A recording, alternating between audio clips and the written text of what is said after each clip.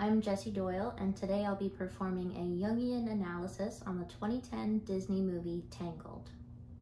First, I'll assign the characters. Rapunzel is the dreamer. Flynn Rider, or Eugene Fitzherbert, is the animus, as he's a braver version of her and a man of action. Mother Gothel is the shadow to Rapunzel.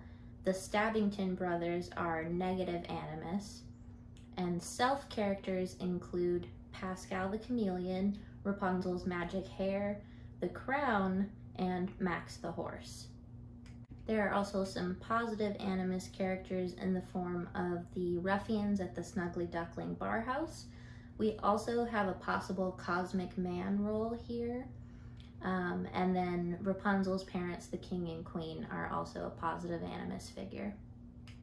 There's a prologue to the movie narrated by Flynn Rider, but I'm going to start my analysis from the point in the movie where Rapunzel has the main point of view, as we're going to be analyzing this story as though it's her dream.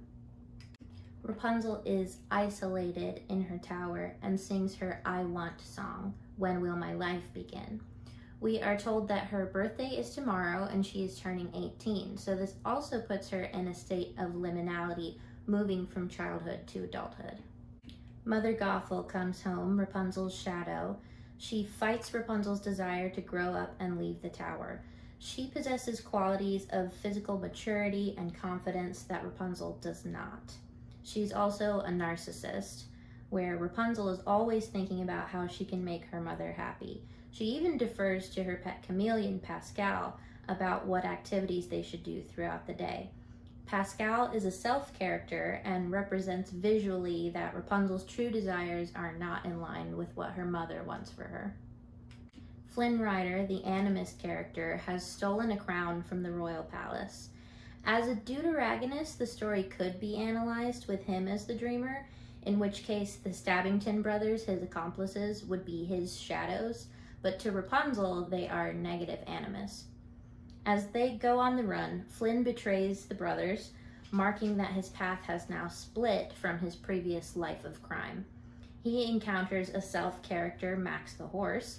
At this point, Flynn and Max appear to be opposed since Max works for the royal guard, but later their goals will align. Flynn escapes and stumbles upon Rapunzel's tower. From Rapunzel's point of view, Max is also a self-character, representing her ties to the royal family that she's not yet aware of.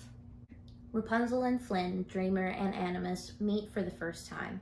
Rapunzel is frightened. She knocks Flynn unconscious with a frying pan. She has been taught to be afraid of men and that everyone in the outside world will try to use her for their own gain. This is possibly an allegory for sexual assault or purity culture. Despite her fear, she finds him handsome. She is surprised by how non-threatening he is. She checks for pointy teeth, but then she's like, this guy's kind of cute. And she decides that he is her ticket to freedom. Rapunzel and Flynn leave the tower together, and Rapunzel is struck with mood swings of guilt about defying her mother's will. Flynn attempts to play a trick on Rapunzel by leading her to a bar house that he knows is full of ruffians and thugs. Instead, these characters and Rapunzel have a positive influence on each other in the song I Have a Dream. As they sing about their dreams for the future, the men in the bar sort of fulfill the cosmic man role. We see the seed of change planted in Flynn. He claims his dream is wealth and isolation in the lyric, on an island that I own, tanned and rested and alone. But we get the impression that he will not find that fate fulfilling. This scene is important for Rapunzel because she starts to realize her powers of persuasion and positivity. Her confidence is growing from here on out. The royal guards catch up with Flynn at the tavern, forcing him and Rapunzel to flee through a secret tunnel. The tunnel leads out to a quarry which collapses and floods. Flynn reveals that his real name is Eugene Fitzherbert, and Rapunzel saves them by using her hair, another representation of the self, to light their way out. This is the first time that she uses her powers without coercion. Mother Gothel, the shadow, confronts Rapunzel, the dreamer. She tries to instill doubt about Eugene's intentions. in the song Mother Knows Best reprise. She gives Rapunzel the crown that he stole from the royal palace, which is hers, but she doesn't know it yet. The crown is another self item and possibly a metaphor for Rapunzel's virginity and sexuality. This is why he's here. Don't let him deceive you, Mother Gothel sings, which is very reminiscent of Boys Only Want One Thing. Gothel leaves at this point, but is confident that she's planted the seeds of doubt in Rapunzel. On the morning of Rapunzel's 18th birthday, Eugene and Rapunzel wake in the forest, only to be confronted by and reunited with Max the horse, our self-character. With Max's help, Rapunzel and Eugene enter the castle village of Corona. Rapunzel has her hair braided by 3 helpful village girls, some more self-representations, so that it won't interfere with her enjoyment of the town. She is officially a woman now. She's 18 today. Max catches Eugene admiring her transformation and gives him a teasing nudge. With Max as a self-character for Rapunzel, we could see this as Rapunzel's subconscious acknowledgement that Eugene returns her affections. The two of them dance with the villagers and are guided into each other's arms. Even fate wants them to be together, it seems. Eugene and Rapunzel enter a rowboat to watch the kingdom's annual lantern festival, and he presents her with 2 lanterns. He has deviated from his role as thief and reluctant tour guide, as he paid for the lanterns with money and is now fully embracing Rapunzel's dream of watching the festival up close. They realize they are in love with each other during the song I See the Light. They lean in for a kiss, but Eugene spots the Stabbington brothers on the distant shore. He decides to right his earlier wrong of betraying them and leaving them by letting them have the crown, presumably to sell. We can see Rapunzel's quite uneasy, but she decides to trust him. But she kind of defaults to uneasy trust of just not asking questions, letting an authority figure walk all over you because of the way she was brought up. Unbeknownst to Rapunzel or Eugene, Mother Gothel has influenced the Stabbington brothers to pursue Rapunzel. They attack Eugene and stage it to look like he has abandoned her. Rapunzel starts to revert to her earlier beliefs of men as these negative animus descend upon her, when suddenly Mother Gothel turns on them, knocking them unconscious. She has staged it this way so that she can prey on the fear that she herself instilled in Rapunzel. She plays the hero, and Rapunzel runs back into her arms, reverting to a childlike state and returning to the tower with her. Meanwhile, an unconscious Eugene washes up on shore and is arrested by the royal guard for burglary. This is witnessed by Max, the horse, who contacts Rapunzel's positive animus, the ruffians at the Snuggly Duckling bar house. Together, they rescue Eugene from execution. Since Rapunzel is not present in this scene, it reminds me of my own dreams, where I sometimes watch events unfold from the perspective of another character or as a virtual audience. Plus, as I've established, Max is a self aspect of Rapunzel, so she's there in a sense. Back in the tower, Rapunzel sadly examines a pennant flag bearing the insignia of Corona, a sun symbol. She is suddenly struck with the realization that the same iconography is present in all of the artwork that she has painted on the walls of the tower. It finally clicks for her that she is the lost princess of Corona, meaning that Gothel is not her real mother. She finally confronts her and begins to fight back, rejecting her shadow. Gothel responds in turn, "Fine, you want me to be the bad guy? Now I'm the bad guy." Side note to say that were I analyzing the dream from Eugene's perspective, Gothel is the perfect negative anima archetype. She is the wicked stepmother or witch of the story, and she has femme fatale qualities.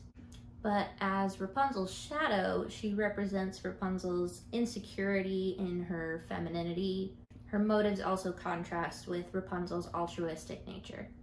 Eugene arrives at the tower, but he is too late. Rapunzel is in chains, and Gothel catches him by surprise, stabbing him with a dagger. Given their animus shadow dynamic, this could be seen as the dreamer's fear of self-sabotage in a romantic relationship. Rapunzel promises to go with Gothel willingly if she allows her to heal Eugene with her hair. Gothel reluctantly agrees, plausibly knowing that Rapunzel would be able to fight her off otherwise. As she leans in to perform the healing incantation, Eugene uses a piece of broken mirror to cut Rapunzel's hair. This destroys its magical qualities and severs the hold that Gothel has over her. As her hair turns from gold to brown, the magic keeping Gothel young also dissipates. She writhes in shock and anger. She has lost her beauty, the source of her power. She pulls her hood over her face in shame, and Pascal, the self, takes advantage of her temporary blindness, using a piece of Rapunzel's shorn hair to trip her. As Gothel falls out the window, Rapunzel reaches out her hands, much like a toddler would to their mother, but it is too late.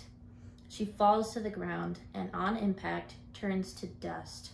All that remains is her cloak, which drapes in a way that resembles the face of a witch or an old woman. Eugene is still dying. Rapunzel frantically tries to sing the healing incantation, but he stops her. With his last breath, he tells her, "You were my new dream." She begins to cry and responds, "And you were mine." Knowing it will do no good, she holds his body and mournfully sings the last words of the incantation. A tear falls from her cheek onto Eugene. As it is absorbed, he is engulfed in golden light and his wounds are healed. I take this to mean that the power was within her all along, and her hair was just a tool used to keep her subservient. The tear could be seen as another self-representation. Rapunzel is overjoyed that Eugene is healed and alive. They embrace and they share their first kiss. Eugene returns Rapunzel to her birth parents, the king and queen of Corona, positive animus. Rapunzel looks strikingly like her mother, which is another sign that she is finally where she belongs, in a loving home. They all embrace, Eugene included. Some time passes. Rapunzel has been crowned as Princess of Corona, and she and Eugene are engaged to be married. Special attention is even paid to Max and Pascal, showing that they, as Rapunzel's selves, have fully integrated into society. And they all live happily ever after. Overall, this dream seems to be processing feelings of trepidation and then gradually acceptance about puberty and coming of age. There's a lot of fear surrounding entering a romantic relationship.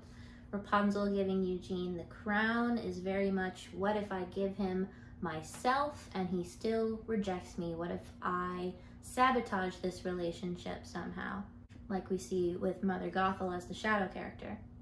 But ultimately, the dreamer and the animus both grow and change throughout the story and make each other better. So the dreamer comes to accept womanhood and romance. It was really fun analyzing this story as a dream. It's one of my favorite movies, as you can probably tell by my tattoo. There's a lot of symbolism in it with the crown and the sun and even the lanterns, though I couldn't really find an archetype that they fit into. And I would also just like to mention that it's really interesting analyzing this from a psychological point of view, because Rapunzel has a lot of the qualities associated with complex PTSD. Thanks for coming along for the ride. I'll see you in the next presentation. And Gothel catches him by surprise, stabbing him with a dagger. I know, but it's sad. I know. Hello. Hello.